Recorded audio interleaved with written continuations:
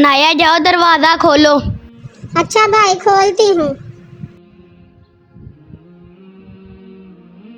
अनाया अब खोल भी दो दरवाजा, कौन आया है? खोलती हूँ भाई, जा तो रही हूँ।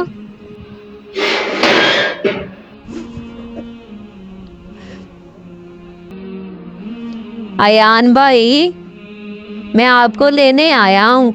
मेरे पापा मेरे लिए बाईसाइकिल लाए हैं। आओ भाई, मैं तुम्हें दिखाऊं। आओ हम दोनों खेलेंगे। ये तो बड़ी अच्छी बात है। तुम भी अपने पापा से कहो कि तुम्हें भी वो साइकिल ला देंगे, फिर हम दोनों मिलके रेस करेंगे।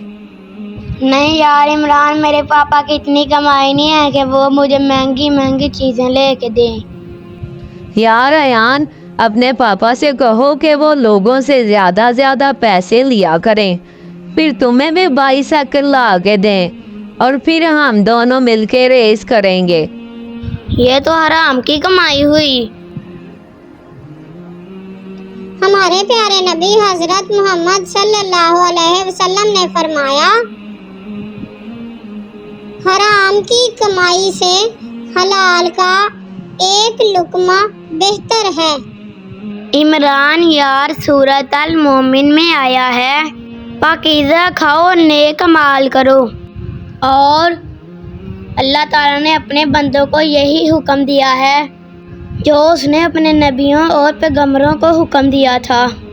यार कुछ भी नहीं होता, लोग तो इतने पैसे पता नहीं कहाँ से ले आते हैं।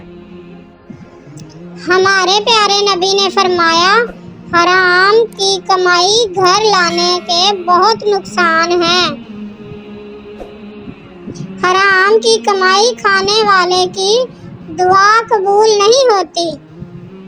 हराम की कमाई खाने से तो आपकी इबादत भी कबूल नहीं होती, फिर चाहे वो हरम के सामने खड़े होकर की जाए। इमरान भाई, हराम की कमाई से तो दिया हुआ सदका भी कबूल नहीं होता, ये समझ लो। इमरान भाई ये समझ लो, हराम की कमाई से पला हुआ जिस्म भी जहन्नम में जाएगा। इमरान भाई इसका यकीन रखो, अगर हलाल माल बंदे के अंदर जाएगा तो उसका दिल नेक अमल करने को चाहेगा, और अगर हराम माल बंदे के अंदर जाएगा तो उसका दिल हमेशा शरारतों और गुनाहों को चाहेगा।